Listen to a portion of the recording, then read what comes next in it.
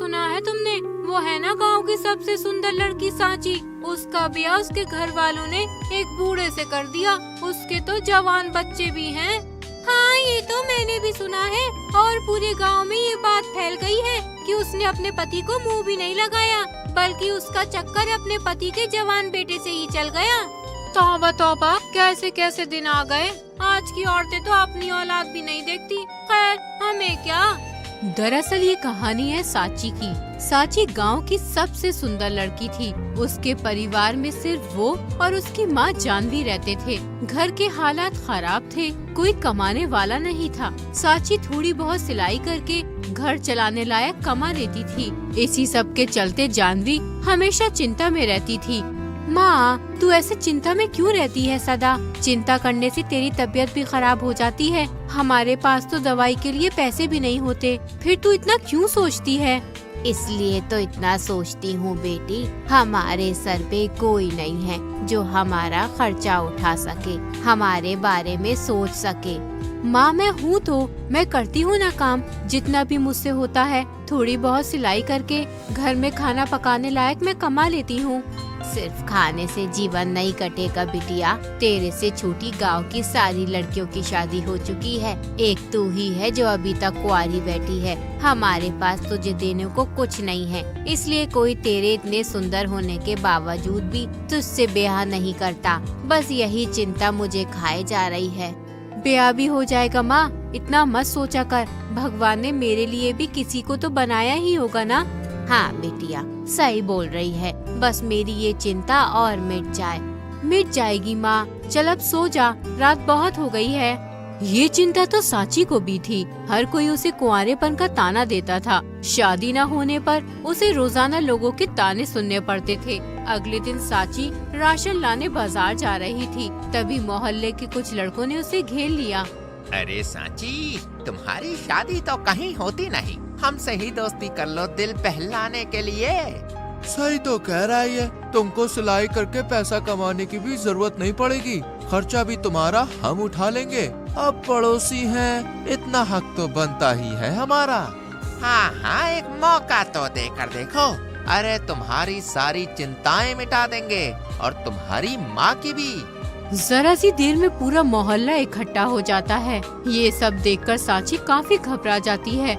देखो, मुझे जाने दो, मेरी माँ मेरा इंतजार कर रही होगी। भगवान के लिए मुझ पे दया करो, ऐसा क्यों कर रहे हो? ये सब देख मोहल्ले की औरतें सांची को बात बनाते हुए कहती हैं, अरे अबला नारी बनने का ड्रामा क्यों कर रही है? जब तेरी माँ तेरा ब्याह नहीं करती तो ये लड़के तो तुझे छेड़ेंगे ही ना, इसमें इनकी क्या गलती है? सही कहा बहन जी, अपनी सुंदरता का फायदा उठाती है ये सांची। ऐसे सज धज के बाहर निकलती है, लड़के तो पागल होंगे ही। और नहीं तो ना इसे शर्म है ना इसकी माँ को, तभी तो इसकी माँ इसकी कमाई खाती है, इसलिए इसकी शादी भी नहीं करती, उल्टा बाजार भी इसी को भेजती है। सही कहा, अगर इसे बाहर नहीं भेजेगी तो लड़के लट्टू कैसे होंगे? तौबा तौबा, पूरे मोहल्ले का नाम खराब कर दिया है इन माँ बेटियों ने। ये सुनकर सांची रोने लगती है। वो लड़के उस पर हंस रहे थे और पूरे मोहल्ले की औरतें और आदमी उसे ही गलत बोल रहे थे। दूर खड़ी सांची की माँ ये सब देख रही थी।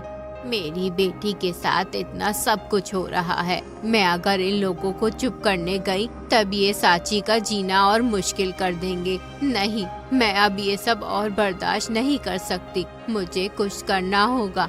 जानवी सीधा घर आ जाती है। जब सांची घर आई तो रोते हुए अपनी माँ को सब सच बता देती है। ये लोग ऐसा क्यों कर रहे हैं मेरे साथ माँ? क्या जिस लड़की की शादी नहीं होती उसका समाज में रहने का कोई अधिकार नहीं होता? ये दुनिया ऐसी ही है बिटिया, जितना कोई दबता है उसे उतना ही दबाया जाता है, और जिसके सर पे कोई नहीं होता उसका दुनिया ऐसा ही तमाशा बनाती है। मैंने देखा वो सब जो तेरे साथ हुआ, मैं वही थी बिटिया। माँ, अगर तू वहाँ थी तो मुझे बचाने क्यों नहीं आई? क्यों उन लोगों को कुछ नहीं कहा? क्योंकि मेरे बोलने से भी उनके मुंह बंद नहीं होते बिटिया, इसलिए अब मैंने सोच लिया है मुझे क्या करना है, तभी उन लोगों के मुंह बंद होंगे। मैं बाहर जा रही हूँ, थोड़ी देर में आ जाऊंगी। लेकिन माँ, तू कहाँ जा रही है और कैसे होंगे इनके मुंह बंद? वापस आकर बताऊंगी बिटिया, तू दरवाजा बंद कर लेना। जानवी सीधा घर से निकल जाती है और सांची सोच में पड़ जाती है। उधर जानवी चलते हुए गांव के एक जमींदार सेठ तुलसीराम के घर जाती है और तुलसीराम के सामने अपने हाथ जोड़ लेती है। मदद कीजिए सेठ जी, बड़ी उम्मीद लेकर आई हूँ आपके पास। तुम यहाँ जानवी, कहो कैसी मदद चाहिए तुमको? आप मेरे पति के मित्र थे, आपने हमारी बहुत बार मदद की है। आप तो जानते ही हैं, सांची बिटिया का विवाह कहीं नहीं हो पा रहा है क्योंकि हमारे पास देने को धन नहीं है। तो क्या तुम मुझसे धन मांगने आई हो? नहीं सेठ जी, आपको याद है आपने कुछ समय पहले एक रिश्ता बताया था। मैं उसी घर में अपनी सांची का ब्याह करने को तैयार हूँ। आप एक बार उनसे बात कर लीजिए। लेकिन तुमने तो वो रिश्ता ठुकरा दिया था। अब ऐसा क्या हो गया जो वो रिश्ता करना चाहती हो? बहुत बड़ी मजबूरी है सेठ जी, भगवान के लिए मदद कीजिए। उन लोगों से बात कीजिए और बारात लाने को कहिए। जानवी सेठ तुलसीराम को मोहल्ले में हुई सारी बातें बता देती है।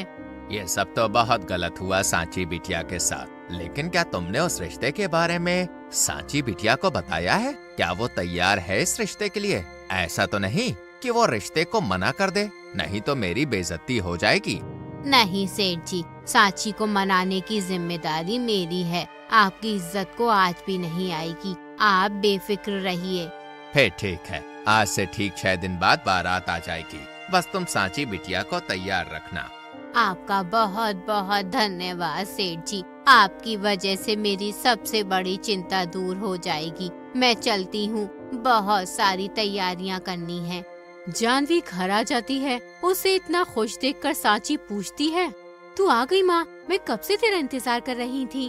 वैसे तू इतनी खुश क्यों है माँ? ऐसा भी क्या हो गया?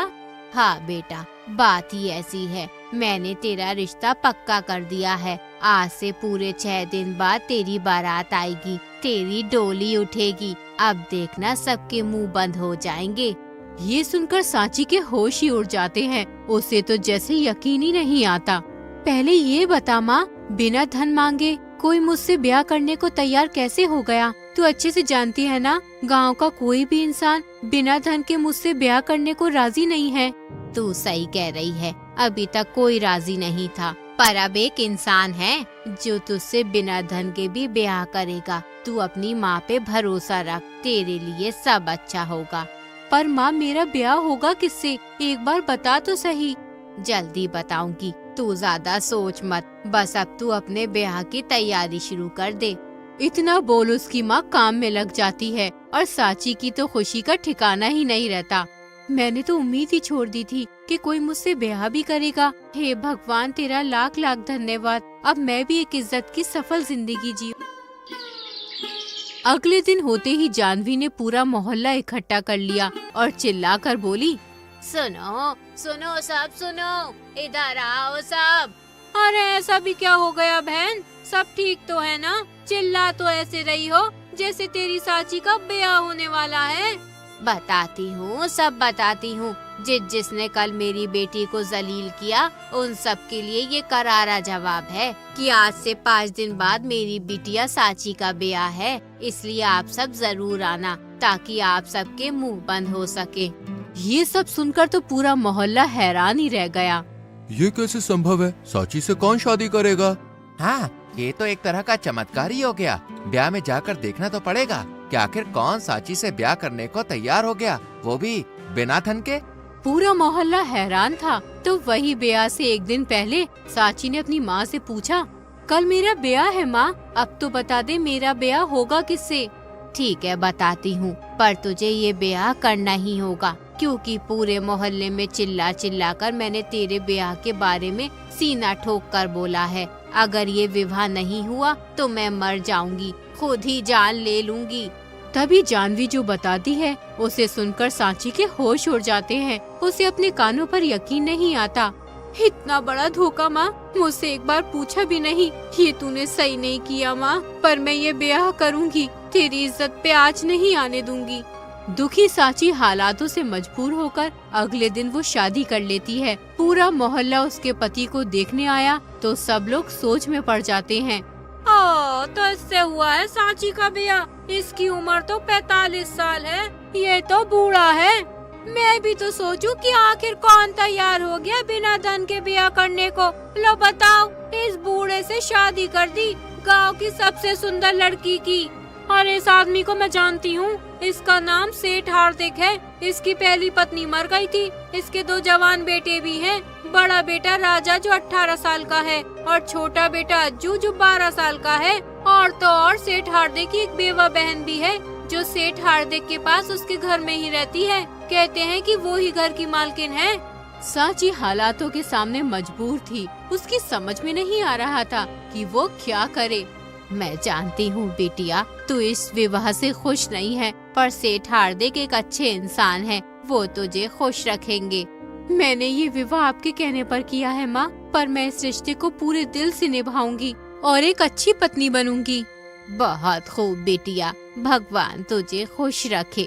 सांची अपने ससुराल आ जाती है। आते ही उसका पति हार्दिक उससे कह देता है, मैंने तुमसे ब्याह केवल अपने मान सम्मान और समाज में इज्जत की वजह से किया। मैं अपनी मरी हुई पत्नी को भूला नहीं हूँ, इसलिए मैं कभी भी तुमसे प्रेम नहीं कर सकता।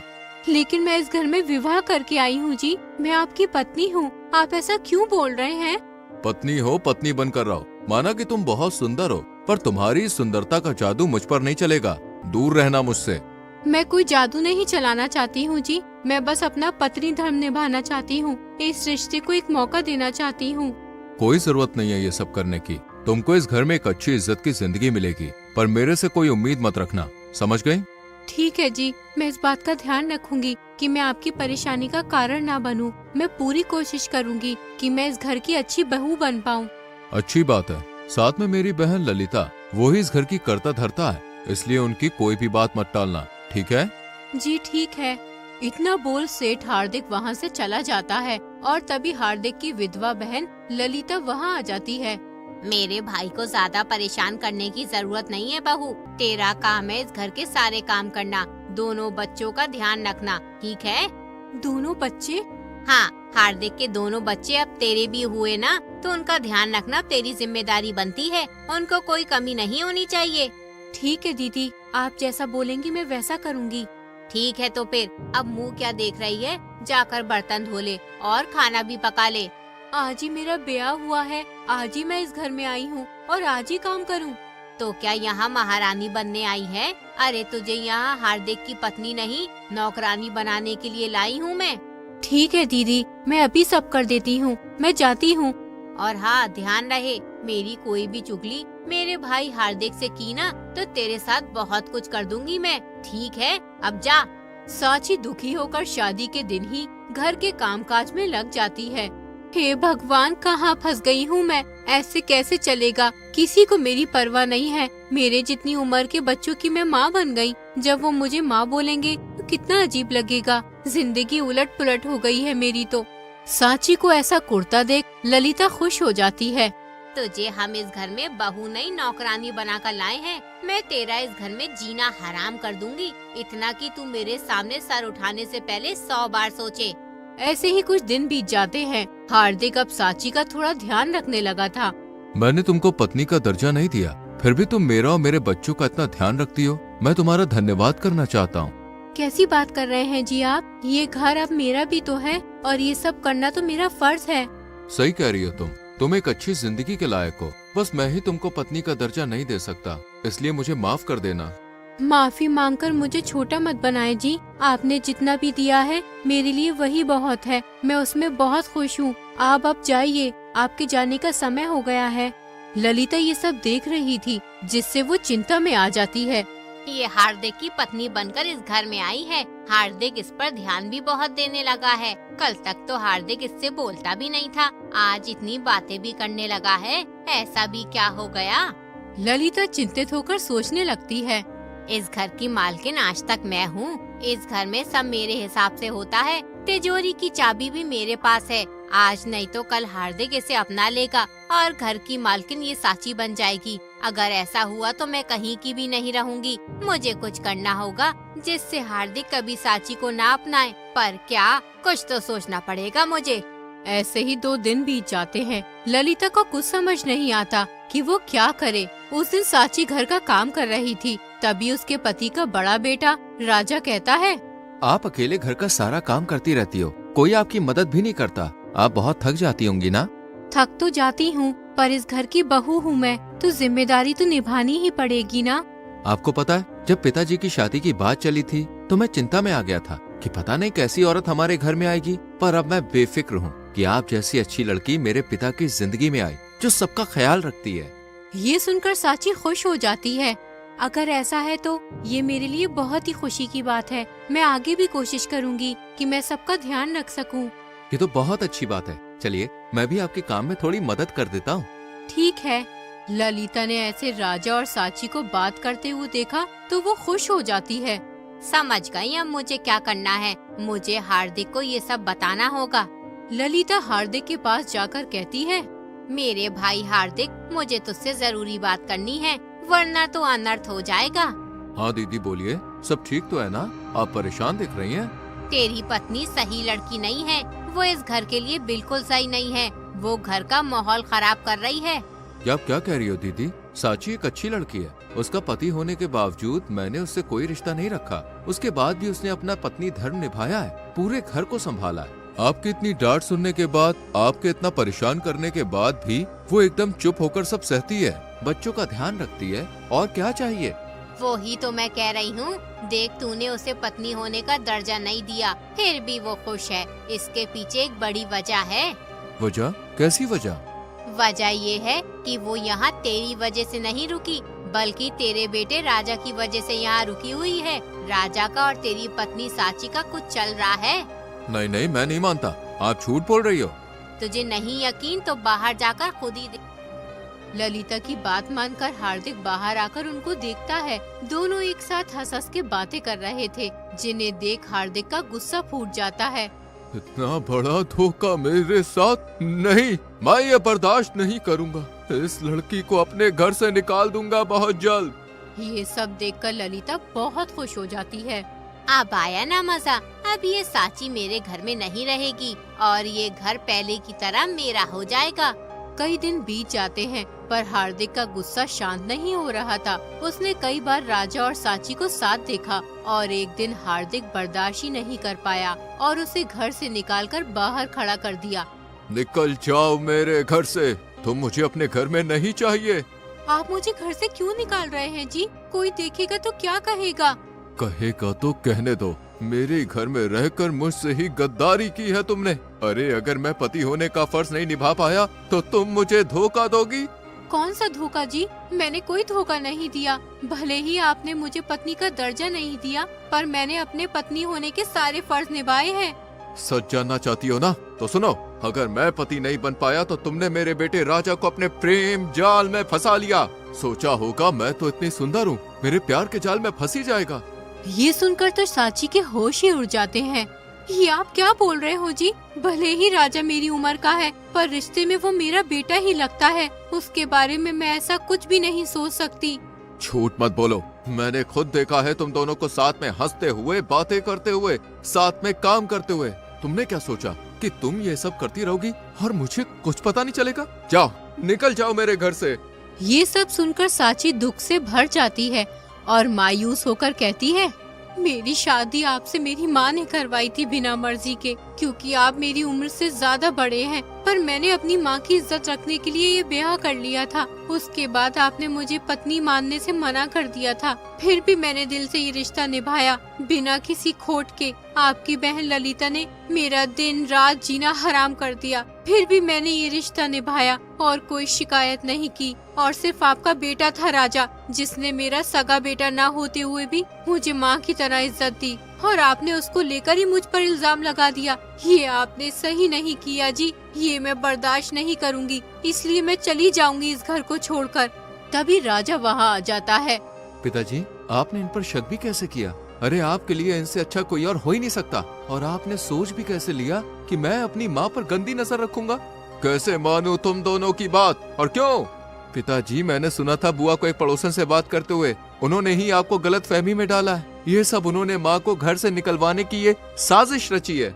ये सब सुनकर हार्दिक साची के सामने अपने हाथ जोड़ लेता है।